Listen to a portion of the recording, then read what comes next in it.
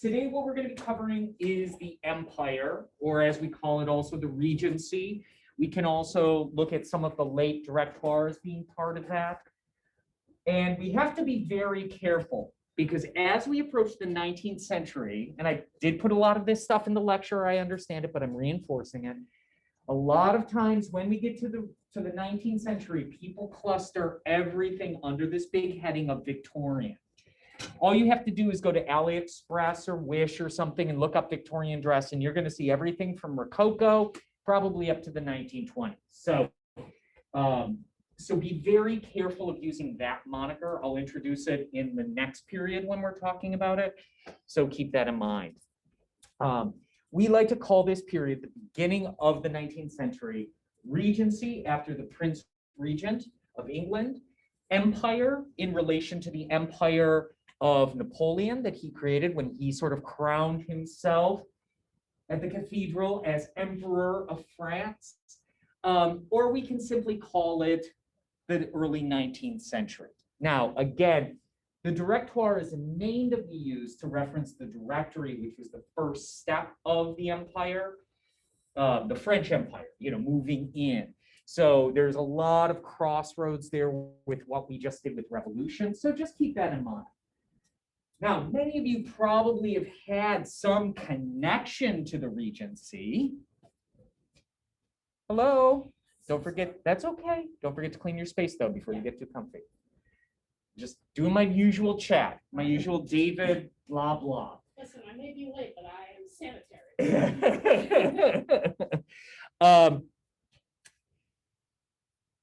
Why is that weird? Mine? Okay. Okay. I just had to check something. Most of us have had some contact with the Regency in some way. So what's the most popular way now? Yeah. How have we come in contact with the Regency most currently? Bridgerton, right? So we will, well, I don't want to know, as I got through it, I was like, I don't want to know that people are watching this because then it makes me feel really awkward.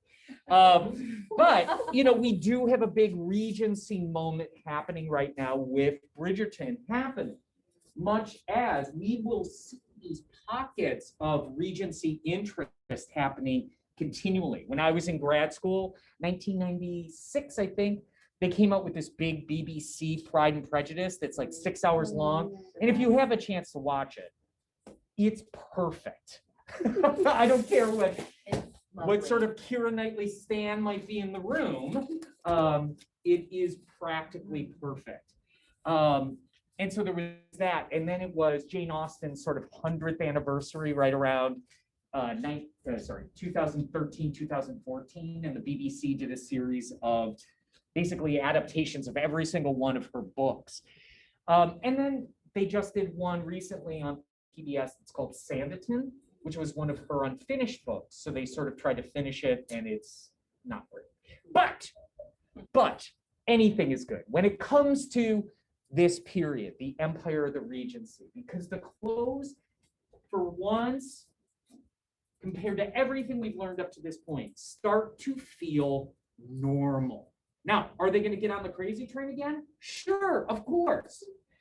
But and I think this is part of this sort of sense of the sense and sensibility, perhaps, of Bridgerton, is that there is still something about it we get. We understand how these clothes fall on our bodies, and we see revivals of the style often. There was a very large revival of the style in 1913.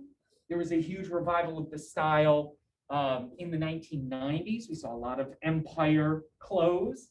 And I have, tons of prom gowns and tons of things downstairs that represent that. We also see a revival in the 1970s because people were going to thrift stores, sort of in that hippie period where they were going to thrift stores and purchasing real clothes because up in kind of to that point, everybody thought this stuff was still garbage, and so people were buying these kind of maxi dresses that had Empire waistlines, and then eventually that got into fashion. So we see a revival of this empire line then too. Now, we use that term empire to reference not only this period, but also a structural process in clothing. So what does that mean? If I say this is an empire dress or it has an empire waistline? Right, very high. It is, in fact, directly underneath the breast. It's almost nowhere near our waist, right? So we can't imagine, again, in 1800, on New Year's Eve, they all of a sudden went, oh, let's call this waistline the empire, right? It's those Victorians who sort of catch it up. So we see that term being used to help us understand this waistline. Yes? Is it kind of like an evolution of the round gown? Yes, exactly. It's exactly an evolution of the round Literally gown. exactly like the same way, yeah. Okay. Right? So we're seeing that, and that's why I was calling that thing that split waist, where you have the emphasis on your true waist, right? But then we have more of a fashion detail that is right underneath the bosom to round it out. And then when that round gown connects the two, we see it getting really bosom focused, I guess you could say, for women. So we can connect to these clothes in a way that we never have before. But one of the things that is important to remember is it is a revival period still. Okay, remember when I was talking about the revolution, that there was a lot of influence from neoclassic ideas like Greek and Roman? We're also going to see an influence of Italian Renaissance in this, Elizabethan in this, even in some ways Cavalier and Baroque, because it's hearkening back to a different era that seems more kind of glamorous, the same way that we, you know, wear 80s inspired clothing today because we're nostalgic for the era, but also because it adds layers of depth to these very simple clothes. Now, if you've taken 351 costume history, which you shouldn't have had to, but in the Renaissance, we see a neoclassic period happening as well with this under the bust line that is so popular. It doesn't quite look like these, but you can see how they're going to be influenced by art and arts around them. You know, they go to a museum and they're like, hey, that kind of looks like what we wear today. And so they're going to incorporate those things. So we're going to see the return of ruffs. We're going to see the return of falling band collars. We're going to see slashing and puffing and all sorts of things that sort of influence our life. Okay? This is the turn as well. And I mentioned this last time when we were talking about Rococo, but this is really the big turn where we go from focusing on men into focusing on women. And fashion with the capital F tends to really be more about the women's story than the men's story. And we kind of get, and you'll see this in a couple of minutes, we kind of get to the point where we're like, oh, guess what? This is basically what I'm wearing right now, just kind of with a couple different details. Does that make sense? Awesome. I'm going to show you all because you're all here. Sorry for those of you at home. You're going to go for a little walk. But I've opened up with this little illustration. It says, hurry, there's a sale on linen that I thought you might appreciate. But we're going to move past that as we get into our next thing, because they're going to be looking at the bad drawings at home. Bad drawings here. So, exactly what you were saying, right? We're sort of leaving on that idea of the round gown and moving forward into the idea of the gown chemise. Now, if you've seen Bridgerton, one of the hot topics of Bridgerton that always is going on is they talk about the queen, because the queen wears Rococo clothes. Her court wears Rococo. Obviously, you know, gown française, gown anglaise. Every once in a while, she sort of changes it up. But it wasn't actually all that strange to still see at court things that represent a past regime ancien, you know? So when next time you see something and somebody says, no, this isn't what they wore at court, there were still courts that sort of held on to that, especially in England, Why? Because they didn't have the revolution. They didn't look at those clothes as anything more than older styles, more formal styles, compared to the broken down sort of idea of these round gowns into chemise gowns. So we do still see pictures of Charlotte, Queen Charlotte, who is actually a real person, in gowns that seem somewhat formal. However, what they try to do, and we're not going to cover it because it is ridiculous, they do try to take that whole idea of pannier and such and attach it into this world. And so often you'll see some illustrations of gowns that have pannier at the sort of empire line. So they look like cupcakes. It's really bizarre and kind of hysterical. But we're going to see that come around. So let's focus on, again, on that round gown. As we had talked about, hey, I want to do what I want to do. It's my party. Okay, we'll do it this way, I guess. We're focusing on that round gown, which we left with. And again, remember that it tended to sweep up towards the center of the back, past the empire line, and fall from that, very similar to the Watteau pleat placement, right? Well, where we get from, very stupidly, to change a whole name, but where we go from that to the chemise gown is that it is basically within that empire line straight across. So it levels out. Does that make sense? Okay. The chemise gown is truly that. The gown chemise or the chemise gown or the chemise dress is literally looks like all that stuff we saw before, where they were taking Khitan inspired, Greek inspired things, sort of mashing it up, and we're left with this very, very, very simple dress. But it takes a change in its understanding because it's no longer looked at as whorish, like you're wearing underwear, right? It's really looked as though it is a series of respectable clothes. Now, if we look at the dress forms here, we're going to see a gown chemise, and this is a day gown, because we're also going to really split into this idea of day versus evening. And we're pretty aware of that idea, right? We have day clothes and then we have evening clothes for events and such. Well, everything is an event basically after 5 o'clock. So you would change your clothes, even if you were, I'm not going to say poor, but if you were middle class and such, you would generally for dinner or such consider that to be the line of changing your clothes. But we see a marked difference in what is worn during the day versus what is worn at night. And one of the biggest things you'll notice are sleeves. So if you notice, during the day, we tend to see long sleeves. And then during the evening, we tend to see short sleeves. We know this still today, right?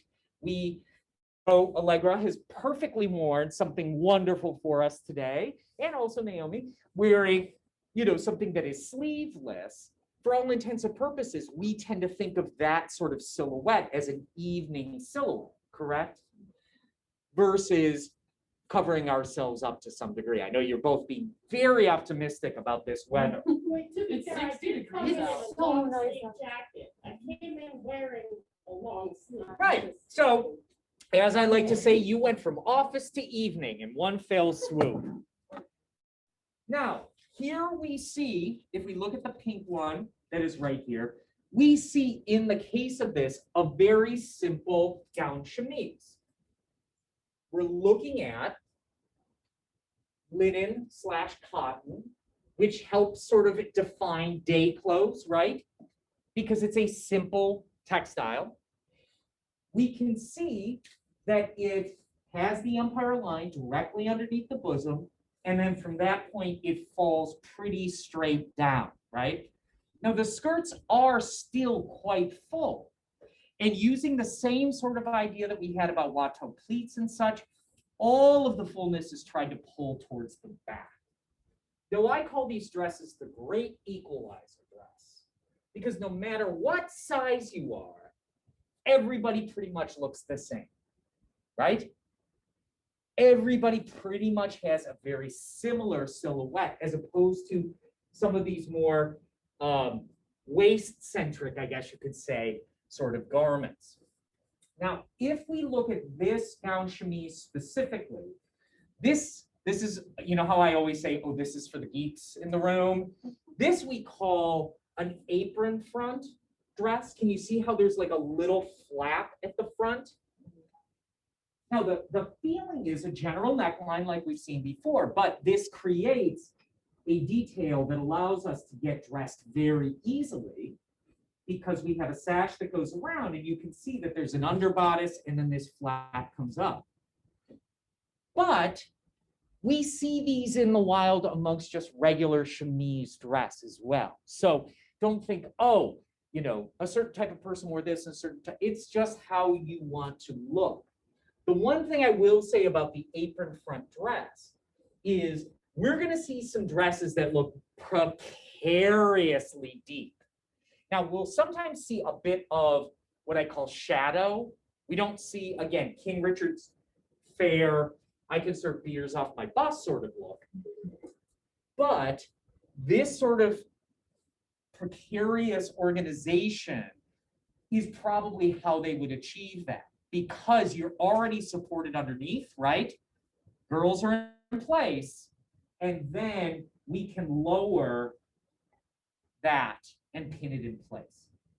But overall, the silhouette, even the neckline, if you didn't see the buttons and you didn't see the seams at the side, it would look like every other dress, right? And you can see how it just ties around and it apron fronts. Now, these are pockets, but we will see pockets. But, you know, it's a dress like any other dress, still a chemise gown. It just has this apron front.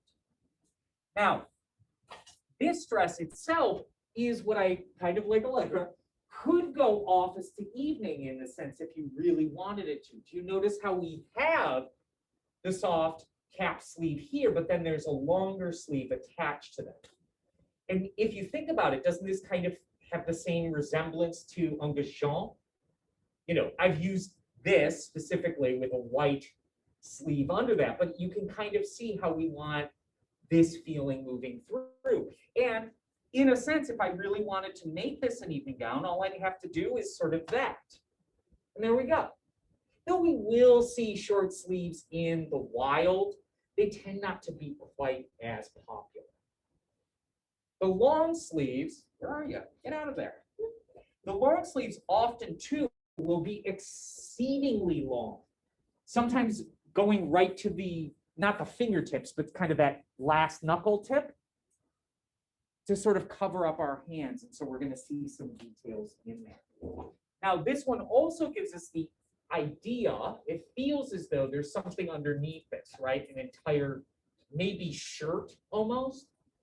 And we'll use the term in our next period, but this idea of a tucker or a partlet, you can see is kind of directly modeled after the fichu, right?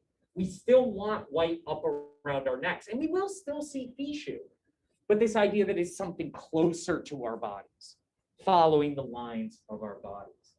A lot of these things are tied on. You know, again, we have this idea of this 19th century idea of everything is laced. Well, certainly this isn't laced, it doesn't need to be, but even as we get to, you know, gowns, we will tend to close them in the most simple manner. So here we see that dress in a simple linen cotton mix. If we look at the back of it, sorry folks at home, I don't have pictures of the back, but you can see how all of the pleating is concentrated towards the back, still allowing for fullness, but keeping it sort of behind you, because they can't be like 1970s maxi dresses, which are nice and straight. If you've ever worn one of those, you know, you also have walking issues and all that stuff. This puts a little bit of it behind, but we can see how that's coming from that watteau, right? So this dress opens in front. Yep. So this opens completely in the front. It goes down to, I'm sorry, I can't see the row. It goes all the way down to like Yep. where you can get. I did a good job matching patterns then, didn't I? Yes. So you can see, Okay. opens up like so. Now, as I open this, sorry, again, those of you at home really can't see this, but we see naked body underneath. That's not what would be underneath that, right? What would truly be under would be a real chemise or a real shift, an undergown, like a slip. And then over it, would we need those stay that we've had before to control our waist? Not really. We're going to control to the natural or the fashion waist. And so this idea of a half stay becomes very popular. Now, again, if you've watched Bridgerton, first scene opens up and they're doing something that's kind of stupid, it's okay. People still kind of did stuff like that. And the stay that they're using actually is a stay from that period, and we'll see a picture of it. But most people wouldn't even bother because it's all emphasized on the ribs. And if you do this underneath your bosom, there's very little change in your ribs, right? There's very little you can do. They may flex a little bit, but you can see that through, insertion of what we call godets, it basically is like a bra, right? To some degree, or a bralette. It doesn't have the underwire and such, but you can see how the bust would fit right in there. And then over that we have, or under that, we have the chemise. Now, because of this high waist, you have to imagine petticoats would be difficult to wear, right? Because you'd have gaposis. And you wouldn't want that, especially if your gown was somewhat sheer. So sometimes, and this one is actually from Pride and Prejudice when we did it here, but the young person who wore it was so small that I don't even have a dress form that it fits on. But you can see here with the half stay that they've joined the petticoat to the half stay. They probably would still wear a chemise underneath it because that's your hygienic layer, right? But the stay almost never just touches your body. It's not like a bra. You would have something underneath it. But you can see how they've lifted it to stay. Sometimes you will even see petticoat on what we would call today suspenders or braces, to sort of keep it up at the level it needs to be at. So look how tiny. It looks like it's 14. I know. I used to have an antique dress form that it barely fit. It was from like 1912, and it was like a 13-year-old girl's dress form. So, but you can see, in a sense, this is practically a dress too. If we're looking at these, all it needs is a sleeve, right? So you can see how that idea of chemise becomes very important. And we can see here that it is just a simple T-shaped garment that that the half stay can go right over. Now, in this case, it ties and it also puts down the front. And then our breasts would be supported. Those little godets, you can see, would allow our breasts or our chest to sit in there. But we need the return of the shift to keep them from popping out, right? That's what's helping us I was here. about to ask, how did larger chested women not? Well, sure, because that chemise is really kind of doing that last step for you. But it's really just sort of supporting the girls. I hope this isn't too offensive in the way that I'm holding my hands, but it's supporting the girls. I'll do it as a hug, not so much as a cancel. It's supporting the girls underneath, but keeping them controlled at the time. And the gown also, as you can see, could control. Now, again, it could just be a regular gown without this drop front, without this apron front, and we'll see many variations of that. Okay. So now they get a little closer look at what we just talked about. Now, when we talk about men, this is where we see that sea change happen, right? We did talk about this idea of suites of clothes or matching intended clothes. And we're going to see that change because our model, as I always like to say, is the English country gentleman. We'll still tend to see kind of a separates feeling to it, where the pieces don't tend to match. But we set in motion this idea of a jacket, the waistcoat, the shirt, the cravat, the trouser, and in this case, because it's country life, the boot, right? Riding boots, super, super, super, super popular. Now, if you look at this gentleman, my hair and all, thank you, we start to see kind of a relaxation of style in a way, but we don't want you to think it is not thought about. One of the most important people at this time was Beau Brummel. And Beau Brummel set the stage for every single thing that was happening. And if Beau Brummel said, this is what we're going to do, this is what we're going to do. And because he was British, Britain tends to become the center of menswear. And even today, we talk about Savile Row, which is where all the tailoring happens in London, all the way up through, kind of until the Italian takeover that happens kind of in the mid-60s. And some things happened in the Americas and such. But we think of English suit making as kind of like the highest of the high, right? But it was about every detail looking perfectly perfect, unless it needed to be soft and relaxed, and then it looked perfectly imperfect. And I use the idea of the cravat for this. Now, there it is. So, this is sort of the big idea of what these clothes look like. And you can see that there is a very simple, I guess you could say, cravat tied around the neck. But this is why I talk about Beau Brummel. So this is what a cravat would look like. This is, I don't know, maybe it's like a yard and a half of linen. Now, forgive me, it's serged. I had to do it quickly. But can you see how it's pressed and starched within an inch of its life? Right? What's going to happen? I'm going to try to tie a cravat in front of you while I'm talking. That's hard. It's very hard. What's going to happen once I start tying this around my neck to the linen? What's one of the inherent natures of linen? It crumples, right? So guess what? I get one chance to do this. Because if I crumple down here, guess what's going to happen? Right? Is that going to look good? No. No. So we have to basically start again. So gentlemen would have like 6 cravats at the ready. I did it kind of, but it's rumpled. It looks terrible. You want it to look perfect. You want it to look perfect. That's how it kind of looks. But now that this is rumpled like this, I can't wear it. So guess what? Taken off, goes on the floor, new one comes to you. Because what you're trying to do is tie this perfect sort of bow, and you can see how rumpled that is. I can't reuse that, right?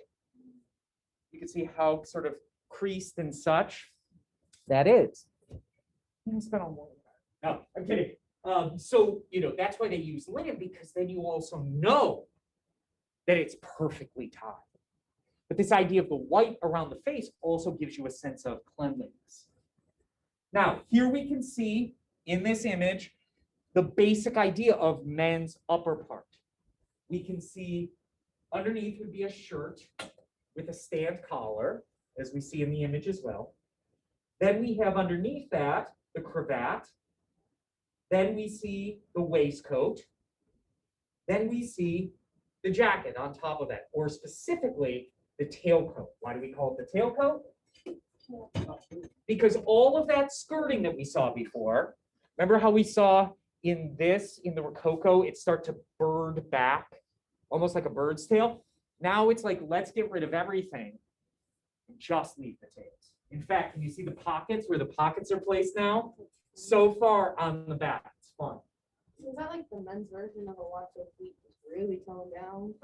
Kind of, but men didn't really get into needing all that fanciness. Now, if you remember, we did have lots and lots of pleats when we had the Justicore, right? To give us fullness. And that's why those pleats sort of stay. Even if we look at my suit jacket I'm wearing today, you can see that there are pleats down here, right? To allow for movement. Now, I mentioned before when we talked about the Revolution that double-breasted is very popular. That carries through in some cases in waistcoats. This one's single-breasted, but more specifically in jackets. And so I used to have a real one from the period. I don't know what happened to it. And it was so small. But once you put your body into it, it went, and it just stuck to you. It was great. But if you notice, how far away am I from Empire style right now? You know? So that says something in a sense. Look at where we are. I mean, I do still have a cravat on, right? Maybe I'll flip up my collar. And there we are. Like, this is modern Regency in some ways. You can even see, as would be best, a tiny bit of the waistcoat just at the edge. The waistcoats will play an interesting feature as we move along. With all that. We appreciated it. No, stop. But when we look at the waistcoats and we look at the back, just like a jupe, in a lot of ways, they do a similar thing, which is you don't need to spend a lot of money on the back because it's always going to be covered by a jacket. It's always going to be covered by a tailcoat. And so often we'll see canvas or cotton or crap fabric, but then also with a little bit of lacing. Now, the reason for the lacing, we look at it and we're like, oh, it looks fabulous. But these garments would generally be made to measure, meaning you would go in, you'd get measured, they'd make the thing for you. But slowly through this period, they're like, you know what? We can find kind of ideas of what will fit people. And they start making ready-to-wear clothing. And so something like that, that lacing on the back, not only does it look really cool and maybe sexy, but because you want these to fit exceptionally well, something simple like that helps it fit the body better. Does that make sense? Awesome. Trousers. So as I said, breeches fall out of favor. And the idea of trousers tend to become the style of the day. But because we're often wearing boots, they still kind of have the placement of breeches. We will see breeches for evening and such. But this is a pair of, those of you at home, I don't think you get it. You don't get it, sorry. But you can see a pair of Regency breeches right here. Braces to keep them up. We didn't have belts yet, right? Well, we did have belts, but those aren't fancy. Those don't look nice. They had bulk. So we can see that there's a pair of braces, which we would call suspenders. And then we can see, even in this case, a little bit of adjustment in the back. You know, so we could possibly get these made to measure, but we could also possibly pick them up. But the biggest thing I want you to notice is the front. Do you notice how very much, I'll just do it kind of like this, very much like that dress I showed you, it kind of has an apron front. Well, that we call a fall front. And these were considered to be somewhat scandalous in their day. Why?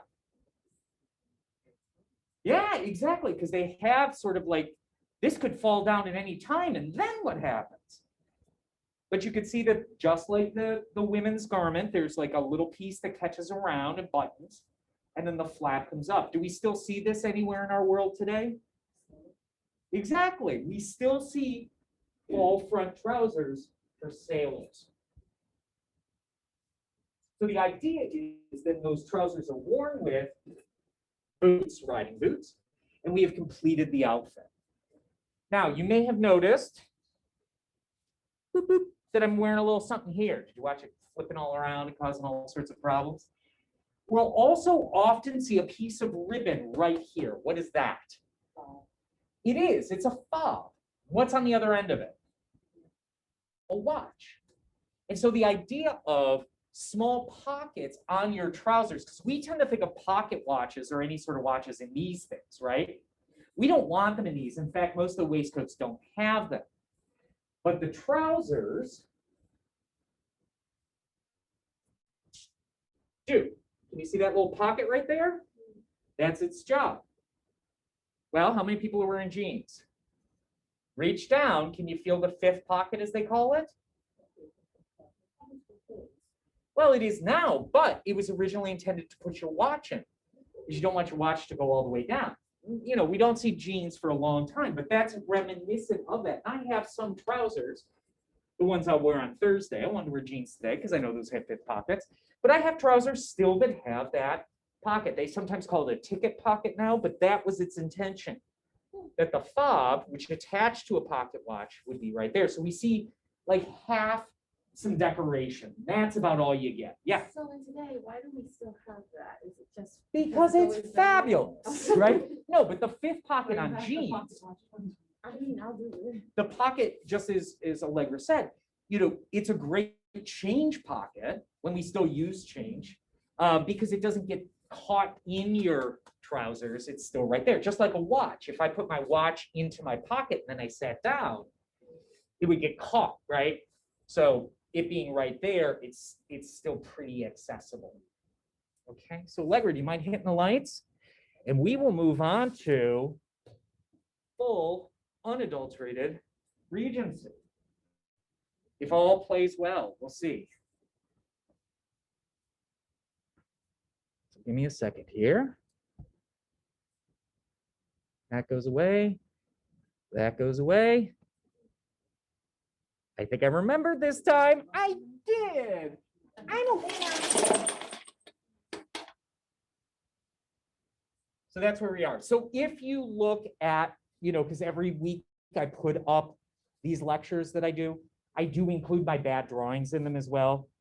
So for those of everybody following at home, you can see sort of those bad drawings. There's a sale on linen. Okay. Great. So starting off with women, and this is really in 30 years, the change that is going to happen. So now, are we no longer in that kind of 50-year cycle? We're now in a 20-year cycle. So by the time we go from 1801 to well, here they show it as 22. Excuse me. We're pretty much in this chemise dress idea with the empire waist, the full skirt. Once we hit the 20s, things are going to start changing. And we have this kind of weird gap here between, you know, 20 and 24, say. And then once we get into like 25, we're kind of in a new era, but there's still some resonance of it. Okay. Notice that almost every illustration up at the top is white, because they're really modeling themselves on those Greek gowns, on those chiton, all those things that we saw before. What'd you say? Then they switch towards a more Italian. It is a little bit more Italian, but it changes into a more Tudor Renaissance-y kind of thing. Now, I also like to show this too, because if we look, 18th century, we recognize that, right? But look at how, over the course of just 100 years, the whole story changes, right? We went from this, moved through everything you think of as Victorian, and even as we get into the beginning of the 20th century, it pretty much stays the same, right? And do you notice beginning of the 19th century? Can you see how there's kind of a return to the empire? Because it's the 100th anniversary, right?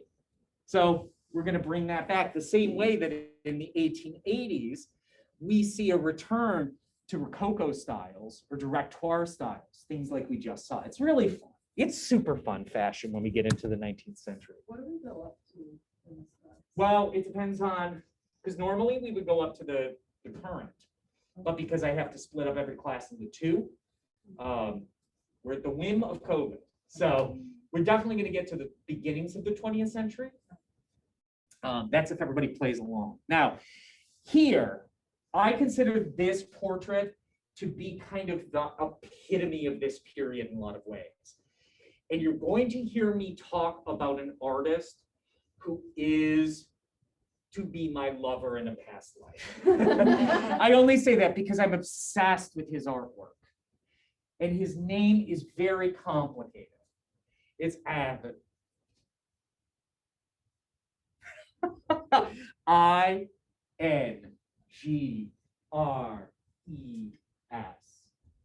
Apron.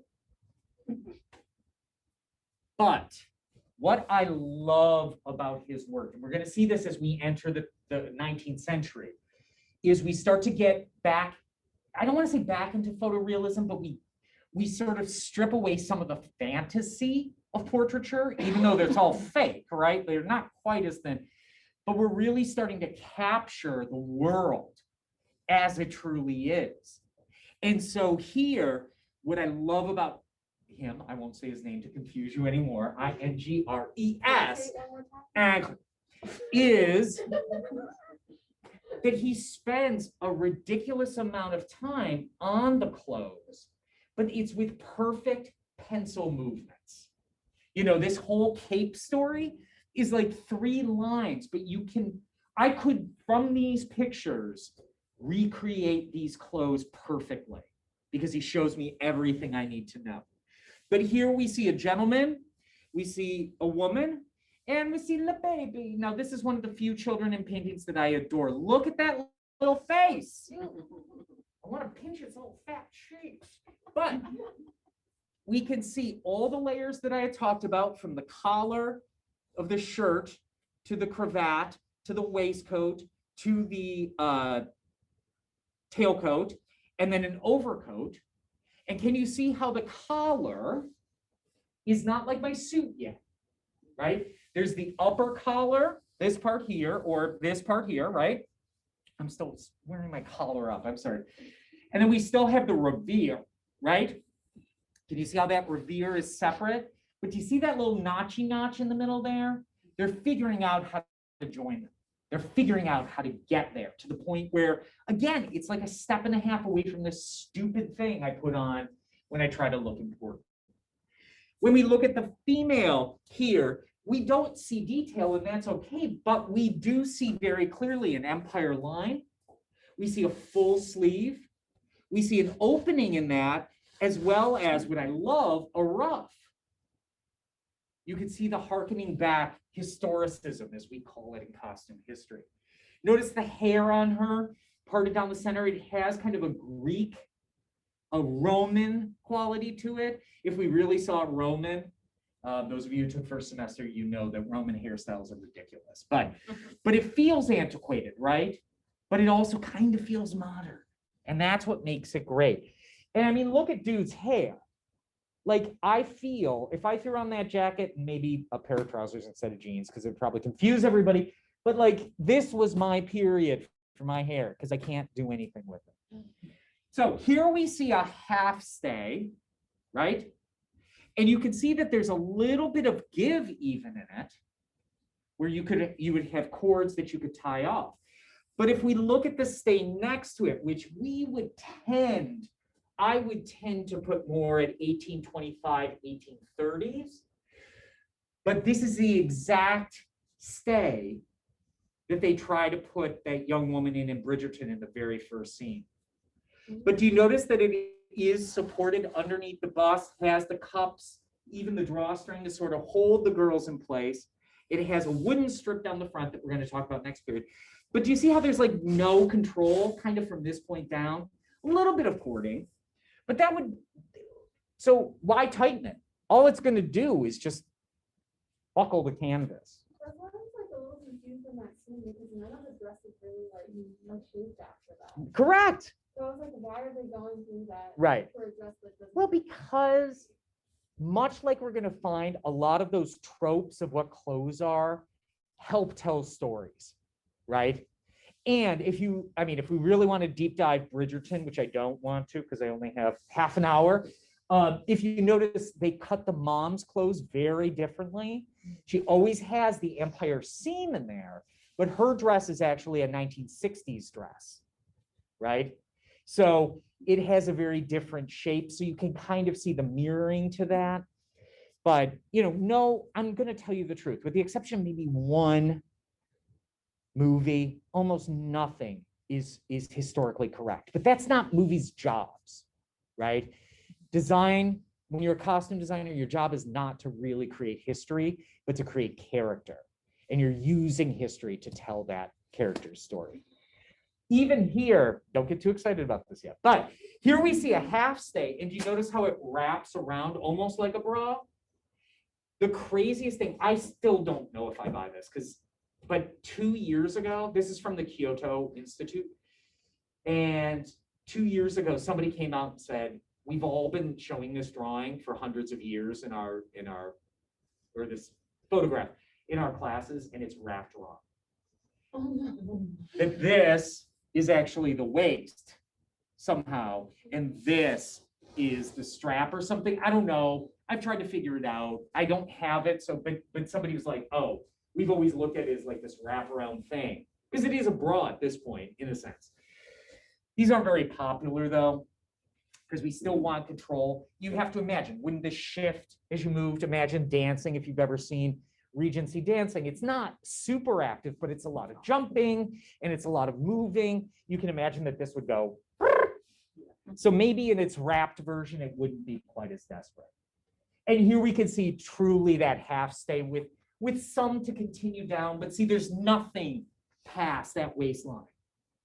You just, I was gonna say, all it would be like is pulling your shirt tight, right? What does that do? Nothing. It just gives you bulky, bubbly. Yeah. Would that extension piece below the bust kind of help to cover, like, it'd just be another layer? Yeah, it would be below another the- layer. You could mount, in a sense, your petticoat to that. Or if you had a regular petticoat, you know, it would sort of fill in. But we tend to see this extension more often used later. But it's also kind of like, it just sort of, you know, sometimes it's just us hanging around today. You know, sometimes you put on a bra that the band is a little too tight. Yeah. And it kind of pushes this part down a little bit. And it feels weird. You're very conscious of it. Imagine that maybe doing the same thing, that kind of skirting, just kind of helping it not feel like it's being pushed or moved around, you know, and that you're not having things rub on your stomach. You know, even if you had a petticoat on, you might not like that feeling. Sometimes I have t-shirts that have shrunk a little bit and they pop out during the course of the day underneath all my clothes, you know, and I feel my shirt rub on it and it drives me nuts. But anyway, go ahead. Okay, this is so, Is this a deep dive? not too Okay. much, but you were talking about like the 100 years thing. Yeah. Right? This reminds me of like shirts that I would see in like. Oh, sure. 2010s. Wow. Oh, yeah, it's very torrid, very, So glad. what's that? What's the other, So bad. what's that store? That's torrid, but the other store. Justice? I No. have no idea what he's talking about. Tord is a plus size. Right, but they have another store. Crap, I know. Yeah, but anyway, but it's like that thing, you know, you would see that. And basically, yes, this is a blouse. And that's where people get inspiration all the time. They're under the limited grant, don't they? Oh, limited two, is that? It's under limited. So here we can see a perfect example of a simple dress. That chemise dress. And can you see all the fullness is towards the back? Can you see the bodice is cut pretty simply? The sleeves, look how extraordinarily long those are, because you kind of want them to crunch up on your arm. You know how sometimes you have those like sweatshirts maybe that are a little oversized, and you don't wear your sleeves like all the time. You sort of push them up so you get all that great extra. And here we can see it just training all the way to the back.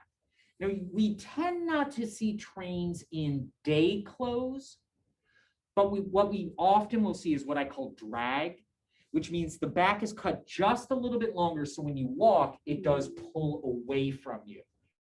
But obviously, this is not a fancy textile, right? This is probably a day dress. The hard part is I just keep seeing dress after dress after dress. I'm like, I love this. I love this. I love this. So you're going to see the same dress kind of over and over, but we'll see inherent variations in them.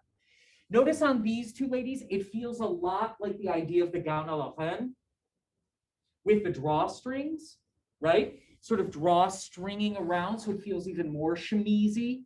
And that's what's controlling the bust. But then you can see that there's just a simple ribbon holding it, in a sense, controlled into that place. Here we see just a little bit of fullness. Can you see all the fullness in back? Sometimes they even put a little pad back there. Remember false rumps that I talked about? But sometimes they would put it there so it would jet away from the body.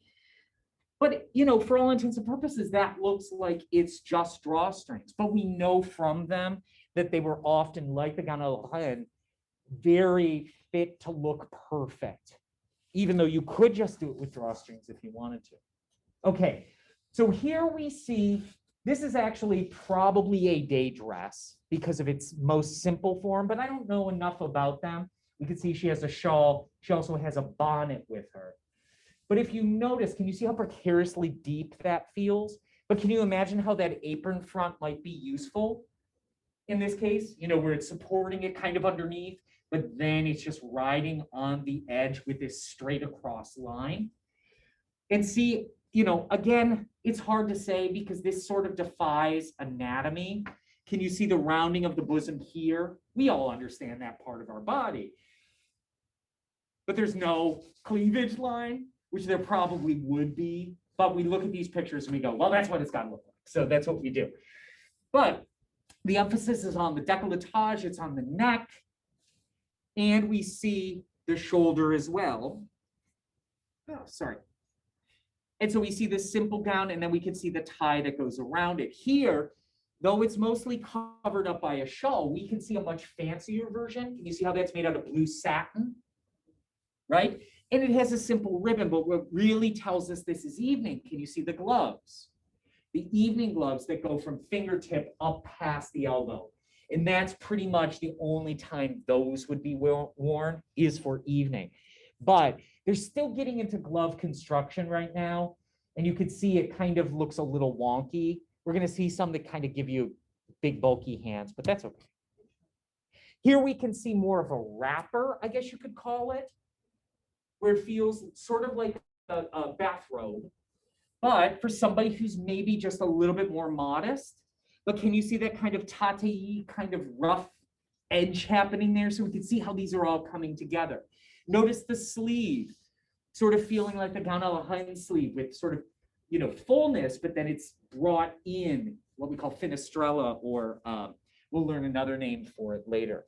But the clothes, exceptionally simple. Beautiful. Here we can see some real dresses in various forms. And overall, see, it kind of is like one pattern, meaning pattern to cut out. It's just endless variations. And in fact, whenever I do a Regency show, I do use one pattern. And I make all the dresses out of that. Just change the neckline, change the sleeves, because it is practically the same. And we can see evening gowns, we can see a day dress, and we can even see a day dress here with this very special sort of jacket that goes over it. Now, looking at this, can you see the gown a la Hun in this one? That white gown. We see the double sleeves. Can you see how there's a short sleeve, but then a longer sleeve in there? But then that blue sash around the waist really feels like we're just out of that land. Super simple, beautiful. We can see the fichu around. We can even see a little bit of the tate. It feels like rough. And then around the neck. And if you want to pay attention at home, like I always say, red beads were all the rage. Like the only jewelry you kind of ever see are red beads and crosses. And when I did Pride and Prejudice, I made sure that Lizzie was wearing a cross that was made out of rubies, because Jane Austen got one from her brother.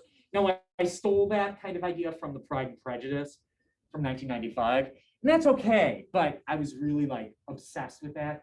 And the director was like, is there anything else? And I'm like, nope, you either get red beads or you get this cross. What do you want? Does that all stem from the red ribbon? Yeah, more than likely, we see some sort of round from there. Now, again, same dress in a lot of ways, but can you see all the little differences for character or who they are?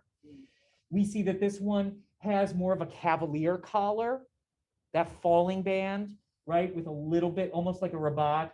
If we look back here, we can see a regular collar with just a little bit of lace, super cavalier. And then this little dainty thing here in the front, full on ruff, right? She's like, I'm living my inner Queen Elizabeth I. But we can see the dresses are practically the same. Each of the sleeves has some slight variation. All of them have like a little sash or a little tie. But it's through hairstyles, through little details that we notice a great difference. And certainly textiles too, but because these are beautiful sketches by 1818, they do have a very similar quality to them. Here we can see this is actually a day dress. And for my money, it is a little weird because it feels so controlled up here and then no sleeves. It feels like it's missing something. But we can see all the same things we've seen 100 times. We see that insert. We see that straight across thing. And in fact, in this one, can you see the button right there showing us that it's apron front? We see this bonnet as well. And then we see the shawl. And in fact, we're going to see the same shawl over and over. So sort of saying that there was like the fashionable shawl that everybody had. But you have to remember, because these dresses are so light from everything we've worn throughout history, these shawls are so important to have with you all the time. They're not just like, oh, like pashminas. Remember when everybody was into the pashmina for no reason, except I have 100 of them. But this was actually useful. It was protection, keeping you nice and warm. So another painting, and if we look at this, like I know because of the history what this is, but if you look at it, can you see the slashing and puffing in it that feels very, very Italian Renaissance? We see this very deep neckline, but can you also see that it's made out of velvet? So it's more luxurious than these little simple country dresses. We even see all these rings. It feels as though they're sort of cosplaying the Renaissance in a way. And what's super swell here, notice the mirror in the back. We can actually see what the back of the dress looks like too. I know, I love her. Okay, I don't have much time, do I? I don't, but I love this painting so much. I love her so much. She makes me so happy. And when I was in London the first time, second time, I don't remember what time, but there happened to be an exhibit I didn't know I was walking into, and I almost pooped myself. And I turned the corner and there she was, and I was like, yay, my favorite little lady. But notice she's wearing a gown chemise, right? But do you notice how the gown comes down and then has a triangle stomacher in there?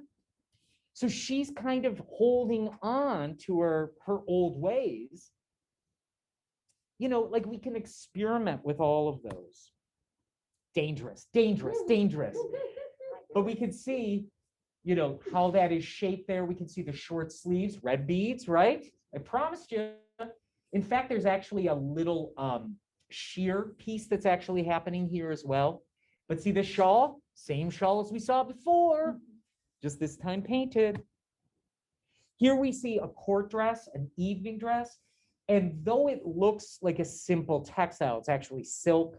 And this is all embroidered. Can you see all those leaves? But you know, you can certainly see the train on it. Everything's right there. I could just read that right there for you.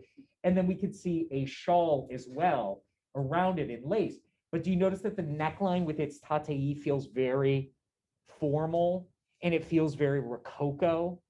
You know, so if you're sort of looking there, it kind of has a rococo-ness to it. Red beads. That's all you get. Look at this one. Oh, again, it's all the same dress. It's just different fabrics, but everything looks really good. And we can see the shawl. We can see the fan. We can see the short sleeve. We can even see this great little detailing on the edge. We see the beads. Super simple. Here we're seeing, this is a printed dress. So with a roller print that starts to become popular. So remember that idea of calicos, just like I'm wearing for my shirt today. We start to see calicos finding their way back, but smaller, daintier, more fine details. Look at this one. Look how beautiful that is. Would it actually have been one like that, or would it have something across? Well, again, yes, you could wear it like that. More often than not, we see them wrap just a little bit more, but then you could put an inset in there. So this is a Russian dress, actually, but it looks pretty modern, doesn't it? And it's just a layer of sheer net over the blue. I mean, most people, when they see this 20 years later, since I put this in my slideshow, people still are like, oh, I love that dress. It is nothing special, but it's special. Now, as the period moves along, you notice how the hem is starting to get a story too? So we're going to start to see hems get gewgaw put on them. Remember in the Baroque where I said it's like, let's start hot glue and crap on the bottom or on it? Well, we're going to start to see it here. And that's how we know we're moving out of that more neoclassic style into our next style. And what will happen once we start putting gewgaw on the bottom is, as you can imagine, that's going to puff out those hems just naturally, right? You put heavier stuff on it, it's going to want to start to flare out a little bit. So we're going to then start to get a little bit more triangular. So here we can see a pair of mitts, and notice that our hands look really heavy. They don't quite look as glamorous as we might want to expect, but we can see a very simple dress with a rounded neckline. You can see that little filler in there, a beautiful short sleeve, a suede glove, and then the fur. Yeah, just a different fabric, but still really super sweet. Here you see that roller print up close. And in fact, I believe the red part would be printed. You know, they would sort of use these roller things to roll the print on the textile. And then I believe the blue would be done by hand. So then you'd go through and you just put dots of blue on it. And here we can see a very sort of formal dress, right? It feels pretty formal. Notice that the sleeves are starting to puff out a little bit. Notice that the bodice is starting to round a little bit. Now we're starting to even get into what feels like it's dropping. We're going to have a little bit of double waist time. But notice the gewgaw and the hem. This is telling us we're moving out of the teens into the 20s. Can you see the difference? Can you see how they're starting to get more triangular, which is going to help us move on? And you can see that the hem is the story. It is. Look at this, total gewgaw on the hem. Look at that. I have a hot glue gun. Let's see what I can do. We'll even see things like ruffles and such, but you can see how that would hold out the hem. Now, here we see in blue, and I mentioned this in the lecture, this jacket that would be worn over called the Spencer, right? And the Spencer literally stops right at the waist, right at that fashion waist, the empire waist. But it doesn't have, it could have tails, sometimes they do, but it's really that. But in every book, they tell you men and women. There's one illustration of men wearing it, okay? Like a jacket without tails. But you can see how it does have a very masculine feel to it. And we'll see also the military influence that's so popular. And this is where we end up as we're starting to go into our next period. Can you see little empire bits in there? But it feels silhouette-wise like a new story is happening. And that is that we call it the romantic. Here we can see a Spencer as well. And can you see it just looks like a jacket? And sometimes it will have masculine feelings like, you know, double-breasted or military braid or such. Here, if you look at this Spencer, you can see the details. Feels very military as well. And a quilted one to keep you warm. And in this case, we see a coat version of this. So it kind of looks like a Spencer with the skirt, but really it's a coat. And we call that a redingote. And it comes from the French mispronouncing riding coat. So I'm wearing a riding coat. What would you know, Pepe Le Pew sound like saying it? Redingote. This is my redingote. And so we get the term redingote. We could see a couple different versions here. Okay, and then, you know, again, those accessories, whether they're ruffs or wraps and such, a wrap dress. I don't know why it's there. Wrap dress. And then the shoes are literally slippers. Don't those look like ballet slippers that you can pick up almost anywhere? When I started teaching, was the start of slipper time, and you couldn't, you know, swing a cat without finding ballet slippers. And so when we did Pride and Prejudice, I was the happiest boy in the world. I could go into Urban Outfitters and buy slippers that looked exactly like Regency slippers. So then we want to switch our mind to the male style. And I like to use this riding boot as an example because there is this kind of country, masculine, active quality to it, but each person wears it ever so slightly different. And I am showing you from 1800 to 1849. So that's 50 years. The only thing that kind of changes in this is maybe the shape of the jacket. But pretty much we're set in line now for everything that goes forward, and it makes little tiny incremental changes.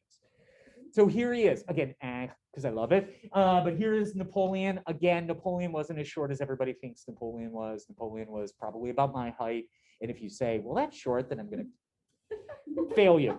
But, you know, there was such a fight between England and France that they said, oh, he's only so many inches tall, but French inches were bigger than English inches.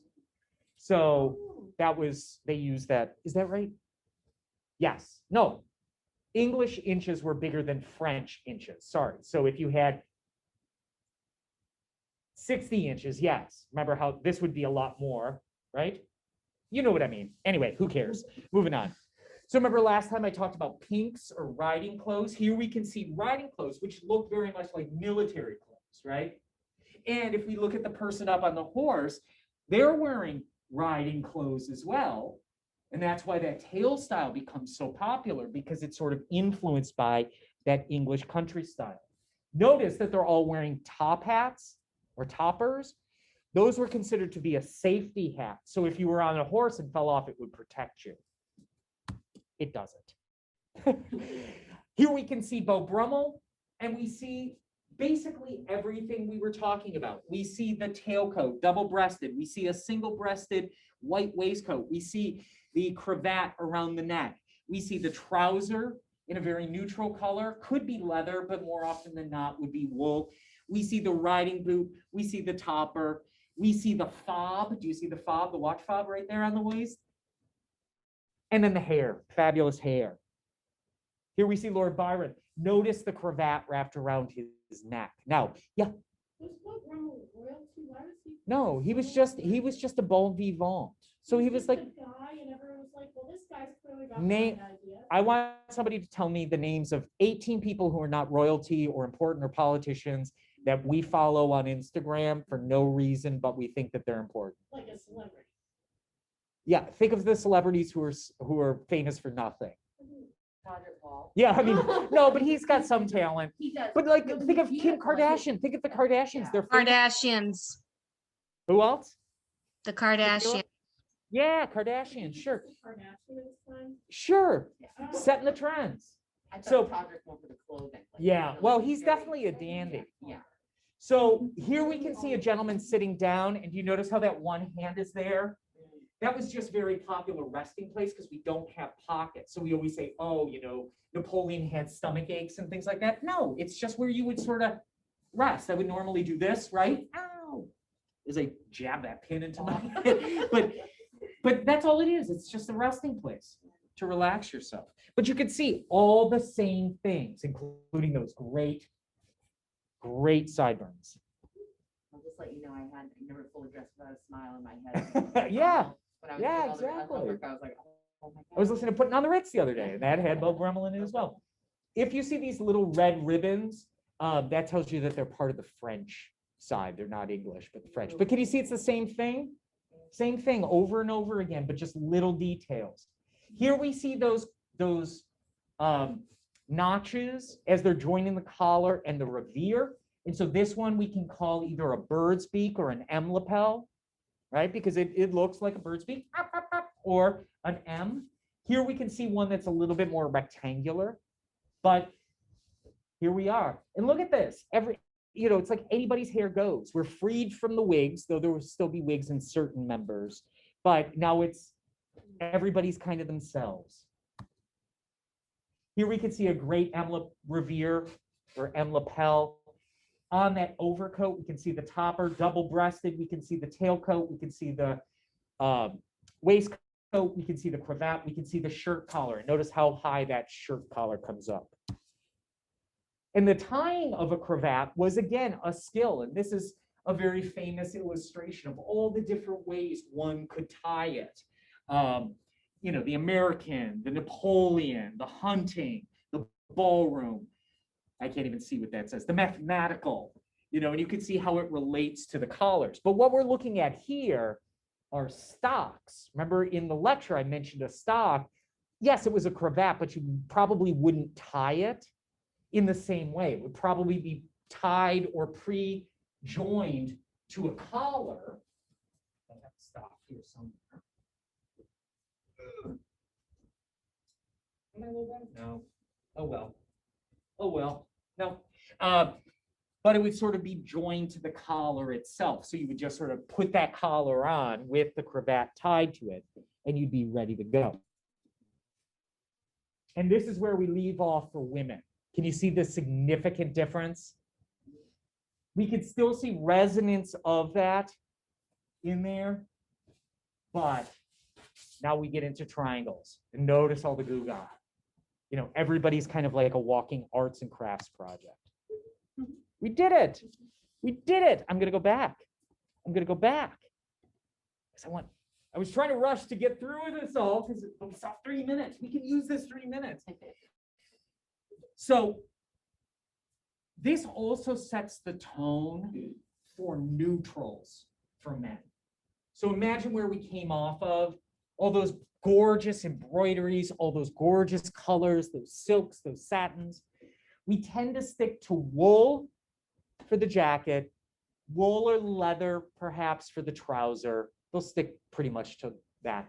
And maybe the only color that you can have for a little while is that waistcoat, right?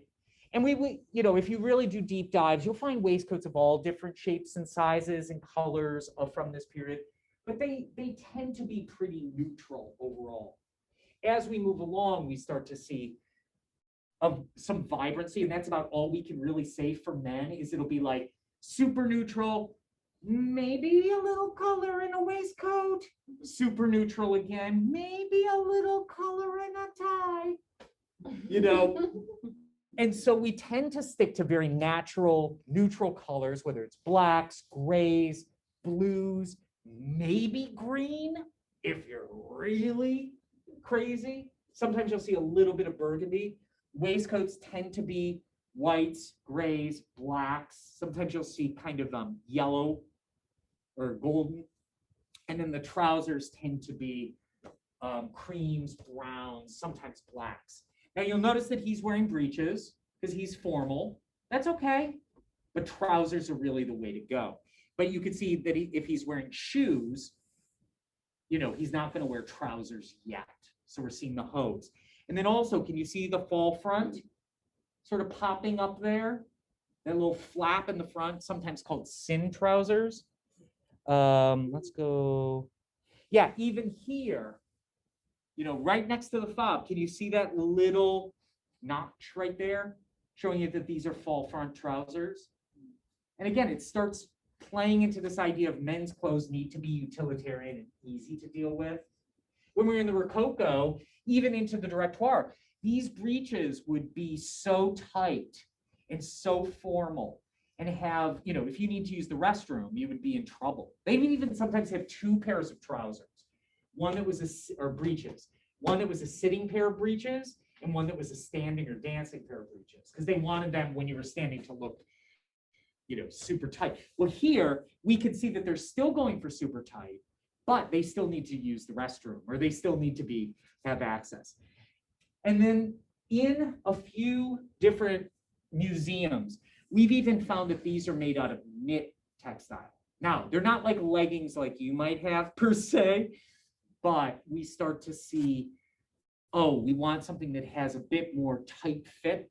Let's use stretchable fabrics. But you can see how that style just really becomes normal, as I would call it, neutral men's style. Make sense? Super easy? I could spend 6 days just on the Empire because I love it so much. I like it. How can not? It's so glamorous and so beautiful and so simple. And again, thank you, Allegra. Everybody likes to come in. But also, you can imagine yourself wearing those clothes more often than not. It just seems really simple. Like, oh, I put this on and I'm ready to go. Not so much in the Rococo, not so much in the Elizabethan. It just feels like a lot of clothes.